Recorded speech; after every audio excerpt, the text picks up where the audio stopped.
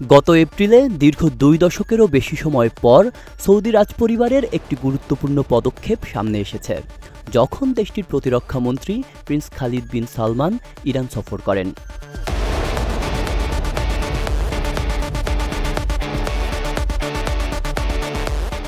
এই সফরটি সৌদি আরবের কূটনৈতিক ইতিহাসে এক উল্লেখযোগ্য ঘটনা।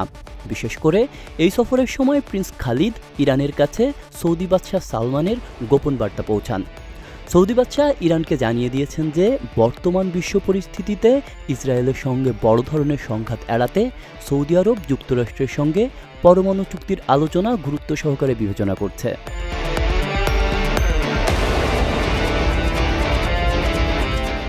রয়টার্সের প্রতিবেদনে বলা হয়েছে, সৌদি আরবের দুটি সূত্র এবং ইরানের দুটি সূত্রের বরাতে এই তথ্য পাওয়া গেছে।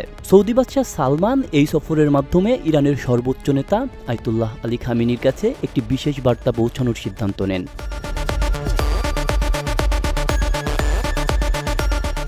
১৭ এপ্রিল তেহরানে অনুষ্ঠিত রুদ্ধদ্বার বৈঠকে সৌদি প্রতিরক্ষামন্ত্রী প্রিন্স খালিদ ইরানের ঊর্ধ্বতন কর্মকর্তাদের সঙ্গে আলোচনা করেন।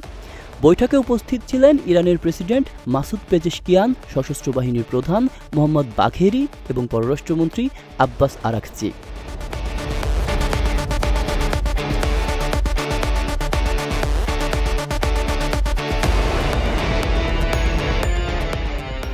প্রিন্স খালিদ এই বৈঠকে ইরানি কর্মকর্তাদের জানিয়ে দেন, মার্কিন প্রেসিডেন্ট ডোনাল্ড ট্রাম্প দ্রুত একটি পরমাণু চুক্তি সম্পূর্ণ করার চেষ্টা করবেন এবং কূটনীতির পথ বন্ধ হতে পারে। সৌদি প্রতিরক্ষামন্ত্রী এ সময় বলেন, ইসরায়েলি হামলার সম্ভাবনার চেয়ে যুক্তরাষ্ট্রের সঙ্গে একটি চুক্তিতে পৌঁছানো অনেক বেশি গুরুত্বপূর্ণ।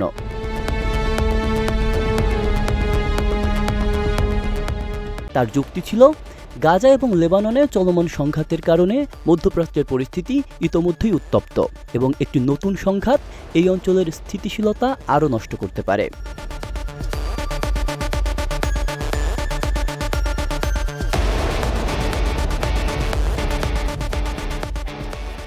এই সফরের মাধ্যমে সৌদি আরব তাদের কৌশলগত অবস্থান পরিষ্কার করে দিয়েছে যে তারা পরমাণু চুক্তি নিয়ে ইরানের সঙ্গে আলোচনায় ইতিবাচক ভূমিকা রাখতে চায়। তবে এক্ষেত্রে তাদের মূল লক্ষ্য ইসরায়েলের সঙ্গে সংঘাত এড়ানো এবং মধ্যপ্রাচ্যে স্থিতিশীলতা বজায় রাখা।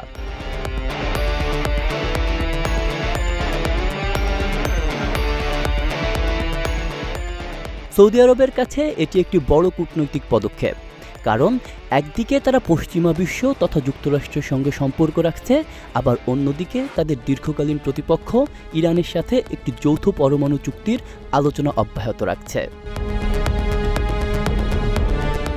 আব্দুল্লাহ রাফসান জনি, ঢাকা প্রকাশ।